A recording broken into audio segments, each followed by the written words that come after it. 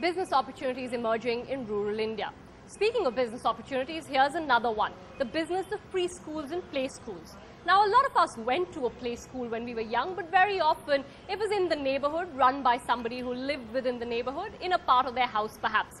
But increasingly, as more and more parents have started to send their tiny tots to school a lot earlier because of changing social norms or job pressures, the business of preschools has actually grown into an organized industry. Nikhil Inamdar goes back to school, spends the day trying to understand how the business is shaping up.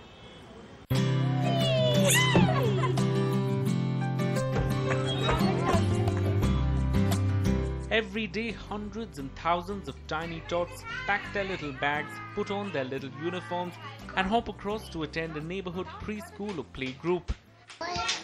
Show me one finger. One finger. They learn their alphabets, their numbers, but also get to engage in a host of fun and educational activities designed to build social skills. Kids as young as 18 months are now heading to these preschools, quite unlike in the past where children stayed in the comfort of their homes in early years and then directly went into junior KG at the age of 3 or 4. Neil is among the many children attending such play schools. He's barely 4 years old, but little Neil has been going to school for over 2.5 years now. His mother explains the decision to send Neil to school even before he was 2. High disposable incomes, little familial support and scarce time are pushing parents into sending their kids to school early instead of leaving them at home with unqualified maids. I thought it was important for my son also primarily because there are no children in the building around. When we were growing up in a joint family. We had lots of people around us. We were never short of company. But unfortunately, the reality in today's urban scenario is that the children are growing up pretty much alone. No surprise then, the demand for preschool education in India is soaring. The market has crossed the $1 billion mark and is growing at a smart 20% annually, with parents spending anywhere between 12 to 75,000 rupees a year to send their kids to these schools, depending on where they live. The trend has benefited many like Shivani Kadakia, who started Stepping Stone in 2004 in her father's printing workshop, beginning with barely 8 kids. Today she has over 150 in a batch of 2 and has to refuse admissions due to space constraints. First year I just had 7 of them.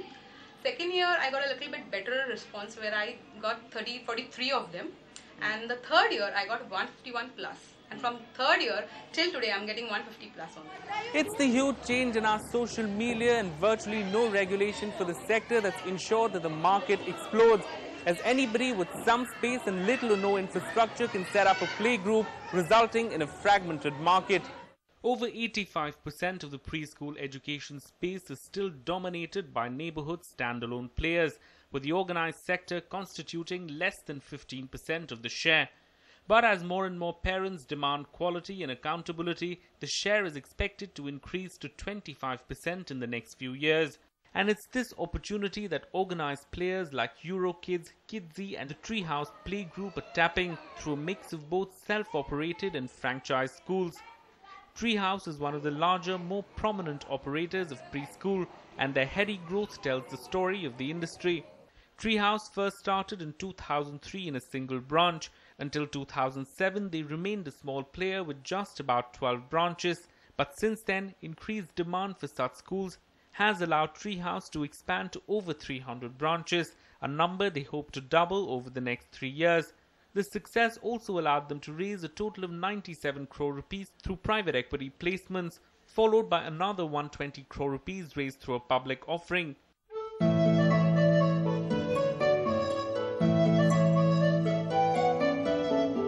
But analysts say the business is not without its share of challenges, while the self-operated model lacks scalability given the spiraling rentals and metros. Franchising risks exposes brands to quality risks. Let's clap our hands.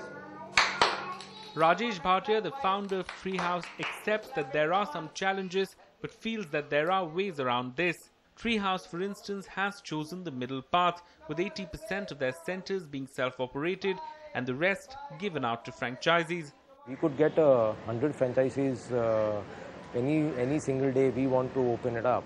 The point is that we evaluate every partner and there is a process at our end. Let me put it on record that for every 100 people we meet, we probably give franchise to one person.